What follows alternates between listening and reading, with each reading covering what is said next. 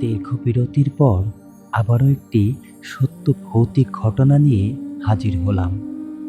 প্রিয় দর্শক শ্রোতা, আজকে যে ঘটনাটি বলবো, এই ঘটনাটি পাঠিয়েছেন আমার বন্ধু সৌরভ। তিনি মিলন ভাইয়ের থেকে শুনেছেন। মিলন ভাইয়ের বাসা টাঙ্গাইলে। আর আজকের এই ঘটনাটি ঘটেছিল টাঙ্গাইল জেলার একটা মফস্বল গ্রামে। ঘটনাটি শুরুর আগে একটি বিষয় আপনাদেরকে শেয়ার করি। আপনাদের সাথে বা আপনার প্রিয়জনদের সাথে যদি এমন অলৌকিক ঘটনা ঘটে থাকে, তাহলে আমাদেরকে মেইল করতে পারেন। মেইল অ্যাড্রেস ডিসক্রিপশনে দেওয়া আছে। চলুন তাহলে ঘটনাটি শুরু করা যাক। ঘটনাটি যার সাথে ঘটে, সেই লোকটি বহুদিন ধরে খোঁজ নিচ্ছিল কম দামে ভালো বাড়ি আছে কিনা। অনেক খোঁজাখুঁজির পর টাঙ্গাইল জেলার একটা মফস্বল গ্রামে একটি বাড়ির সন্ধান পেলেন। খুবই অল্প দামে দোতলা একটি বাড়ি পেলেন। একটু পুরোনো টাইপের, তবুও এত কমে পেয়েছি বলে আর হাতছাড়া করেননি। মোটামুটি তিনি বাড়িতে ওঠার আগে কিছুদিন সময় নিয়ে সারা ঘর বাড়ি পরিষ্কার করে পরিপাটি করলেন। এরপর একদিন সপরিবারে চলে এলেন নতুন বাড়িতে। পরিবারের লোক বলতে তিনি, তার স্ত্রী, ৫-৭ বছরের একটা ছেলে এবং একটা মেয়ে। মেয়েটা বেশ বড়। তারা গিয়ে নিচতলার রুমগুলোতে উঠে পড়লেন। বাড়িতে ঢোকা মাত্র কেমন যেন গা ছমছম করতে লাগলো, কিন্তু কেউ কাউকে কিছু বলেনি। এরপর দেখতে দেখতে বেশ কিছুদিন কেটে গেল। হঠাৎ করে প্রতিদিন রাতের বেলা ছাদে হাঁটাহাঁটি বা কোনো কিছু পড়ে যাওয়ার আওয়াজ পায়, কিন্তু কেউ কোনো পাত্তা দিল না। লোকটি সকালে অফিসে যায় আর ফেরে রাতের বেলা। বাড়িতে সারাদিন তিনজনই থাকেন। একদিন সন্ধ্যাবেলায় তাদের ছেলেটা খেলতে খেলতে ছাদে যায়। লোকটির স্ত্রী রান্নাঘরে কাজ করছিল। হঠাৎ ছেলেটা চিৎকার দিয়ে ওঠে। মহিলাটি দৌড়ে ছাদে যায় এবং দেখে যে তার ছেলে ছাদের দরজার ওখানে বসে ভয়ে কাঁপছে আর কাঁদছে। তিনি কোলে নিয়ে বলল, "কি হয়েছে? কাঁদছিস কেন?" সে শুধু বলছে, "ওইখানে একটা বুড়ি।" মহিলাটি ভাবল, ছোট মানুষ কি দেখতে না কি দেখেছে তার ঠিক নেই। তিনি কোলে করে নিচে নিয়ে গেল। এরপর আরও কিছুদিন কেটে গেল। আরও একদিন সন্ধ্যাবেলায় জানালার পাশে দাঁড়িয়ে তাদের মেয়েটির চুল আঁচড়াচ্ছিল। জানালার পাশেই ছিল বড় একটা নিম গাছ। ওদিকটা কোনো বাড়িঘর নেই, বেশ অন্ধকার মতো। সে গুনগুন করে গান গাইছে আর চুল আঁচড়াচ্ছে। হঠাৎ খেয়াল করলো সে এক লাইন গান গাইছে আর জানালার ওপাশ থেকে দাঁড়িয়ে কে যেন সেই লাইনটা আবার গাইছে। অনেকক্ষণ এমন হতে লাগলো।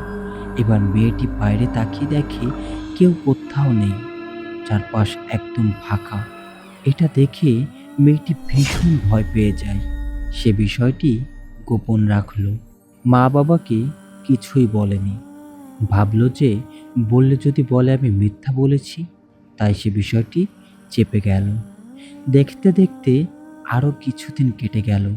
আর একদিন সন্ধ্যার পর ঝিরিঝিরি বৃষ্টি পড়ছে। মেয়েটি ভাবলো একটু ছাদ থেকে ঘুরে আসি। এরপর মেয়েটি ছাদে গেল। তখনও পুরোপুরি সন্ধ্যা নামেনি, আবছা আবছা দেখা যাচ্ছে সব কিছু। মেয়েটি ছাদে উঠে হাঁটতে লাগলো। হঠাৎ তাকিয়ে দেখে একটা বুড়ি ছাদে বসে আছে আর মেয়েটির দিকে তাকিয়ে হাসছে। তার মুখটা এত বিশ্রী আর ভয়ানক, যা দেখে মেয়েটি জোরে চিৎকার দিয়ে উঠল। চিৎকারের শব্দ শুনে তার মা ছাদে এলো। এরপর মেয়েটি বলল, আমি ওখানে একজন বুড়িকে বসে থাকতে দেখেছি। তার মা চারপাশ ভালোভাবে খুঁজল, কিন্তু কেউ কোথাও নেই। মেয়ের মুখ থেকে সব ঘটনা শুনে মহিলাটির আর বুঝতে বাকি নেই, কারণ তার ছেলের সাথেও এমন ঘটনা ঘটেছিল। এরপর তার স্বামী বাড়ি এলে সব কিছু খুলে বলে। তখন লোকটি বিষয়টা সিরিয়াসলি নেন এবং যার থেকে বাড়ি কিনেছিল তার কাছে যান।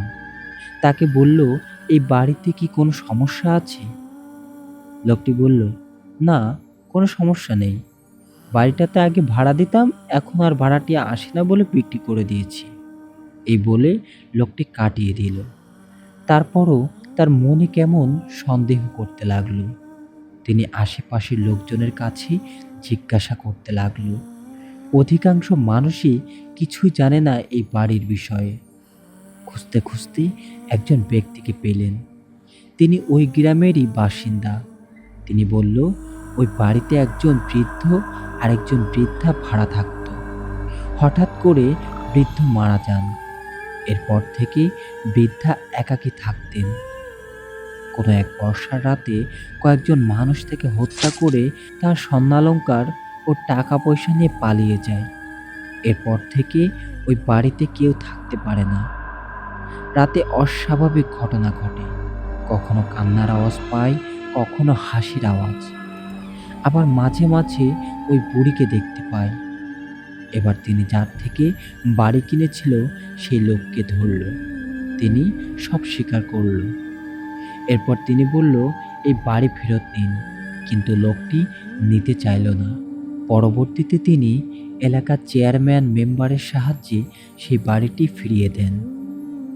এরপর তারা অন্যত্র চলে যান, কারণ ওই বাড়িতে কোনো মানুষই বেশি দিন থাকতে পারে না।